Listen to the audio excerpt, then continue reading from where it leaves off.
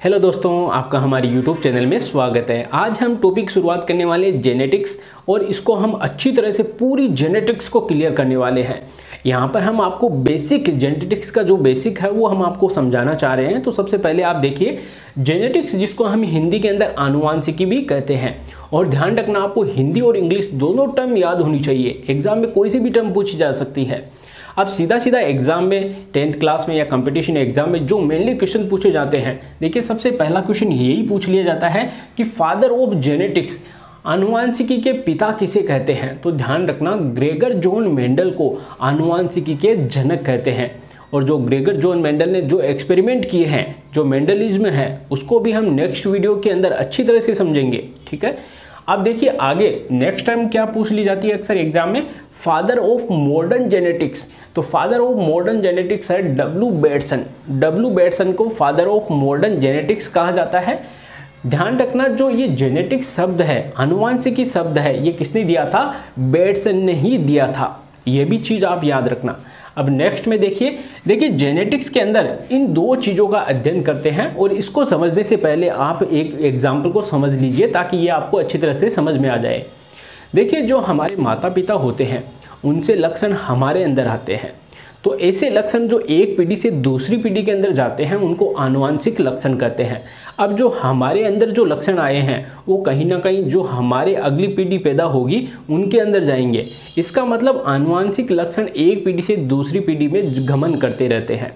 अब देखिए ध्यान से सुनना, हमारे परिवार के अंदर मान लीजिए कोई बच्चा पैदा हुआ, ठीक है, तो उसका नाक या चेहरा या कोई ऐसी चीज़ शरीर की जो हमारे घर के ही किसी सदस्य से मिलती जुलती है, ठीक है, तो इसका मतलब कहीं ना कहीं उनके लक्षण बच्चे के अंदर आए हैं। तो ऐसे लक्षण ही आनुवांशिक लक्षण कहलाते हैं।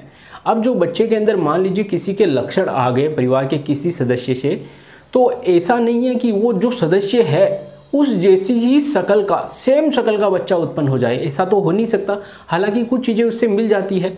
अब जो ये विभिन्नताएं उत्पन्न हुई है, देखिए यहाँ पर विभिन्नता भी उत्पन्न हुई है। लक्षण एक पीढ़ी से दूसरी पीढ़ी में आए जरूर है, लेकिन पूरी तरीके से नहीं। कुछ विभिन्नताएं, कुछ वेरिएशन जरूर उत्पन्न हुई है। तो यही हम जेनेटिक्स के अंदर इन्हीं का अध्ययन करते हैं। तो अब आप समझ गए होंगे इस एग्जाम्पल से। तो देखिए जेनेटिक्स के अंदर हम क्या अध्ययन करते हैं, एक तो हेरिडिटी। हेरिडिटी का मतलब है वंशागति। अभी जो हमने आपको बताया था एक पीढ़ी से दूसरी पीढ़ी के अंदर लक्षणों का गमन, तो वो हम अध्ययन करते हैं। साथ में वेरिएशन, जो विभिन्नताएं अभी हमने आपको बताई थी कि विभिन्नताएं डेफिनेटली होती है, तो उसका अध्ययन करते हैं। तो जेनेटिक्स के अंदर इन मेनली दो टर्म का आपको पता रखना है, ठीक है। अब देखिए जो वेरिएशन होती है, विभिन्नताएं, वो भी दो तरह की होती है। एक तो होती है जर्मिनल विभिन्नताएं, जिनको हम जननिक विभिन्नताएं भी कहते हैं, और दूसरी होती है सोमेटिक या कायिक विभिन्नताएं, ठीक है। अब जो जर्मिनल विभिन्नताएं होती है, इनके अंदर कोई विभिन्नता अगर उत्पन्न होती है तो वो एक पीढ़ी से दूसरी पीढ़ी में जाती रहती है, एक पीढ़ी से दूसरी पीढ़ी में गमन करती है। वहीं जो सोमेटिक विभिन्नताएं होती है वो एक शरीर में ही रहती है, और जब वो शरीर या बॉडी जब खत्म हो जाती है तो वो खत्म ही हो जाती है विभिन्नताएं। मान लीजिए किसी को कैंसर हो गया, तो कैंसर क्या है, एक तरह से उत्परिवर्तन है, शरीर के अंदर हुआ है, कोशिकाएं निरंतर विभाजित हो रही है। तो जब वो इंसान, उसकी मृत्यु हो जाती है तो वो कैंसर वहीं पे उसकी बॉडी के साथ ही खत्म हो जाता है। ऐसे नहीं एक पीढ़ी से फिर दूसरी पीढ़ी में चलता जाए। तो वो एक तरह से सोमेटिक विभिन्नताएं होती है, कायिक विभिन्नताएं होती है, जो शरीर से संबंधित होती है, एक पीढ़ी से दूसरी पीढ़ी के अंदर नहीं जाती है। लेकिन जो जर्मिनल विभिन्नताएं होती है वो एक पीढ़ी से दूसरी पीढ़ी के अंदर जाती है। जैसे एक इंसान का बच्चा इंसान ही होता है, जानवर का बच्चा जानवर जैसा ही होता है। तो वो किसके कारण होता है कि उनका जो जन्म प्लाज होता है, जननी की जो विभिन्नताएं होती है उसके कारण होता है। समान जातियां उत्पन्न होती है तो वो इसी के कारण होती है, ध्यान रखना। अब देखिए जो जर्मिनल विभिन्नताएं होती है मेनली वो भी टू टाइप्स की होती है, दो तरह की होती है। एक तो सतत विभिन्नताएं जिसको हम कंटिन्यूस वेरिएशन कह सकते हैं, दूसरी असतत विभिन्नताएं जिसको हम डिसकंटिन्यूस वेरिएशन कहते हैं। अब देखिए जो सतत विभिन्नताएं हैं, ध्यान रखना, इसका नाम ही आप समझ सकते हो। सतत मतलब ये डेफिनेटली एक पीढ़ी से दूसरी पीढ़ी में जाएगी, तो उनको कहते हैं हम सतत विभिन्नताएं। और ये किसके कारण उत्पन्न होती है सतत विभिन्नताएं?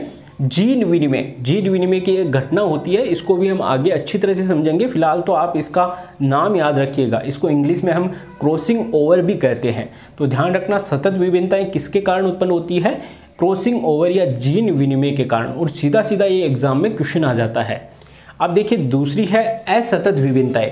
हालांकि ये जो जर्म प्लाज है, जो जर्मिनल होती है, ये विभिन्नताएं भी, असतत विभिन्नताएं भी, लेकिन ध्यान रखना ये कभी कभार देखने को मिलती है, हमेशा नहीं होती, कभी कभार। और जब ये होती है ना तो एक घटना होती है जिसको हम जैव विकास भी कह सकते हैं, ठीक है।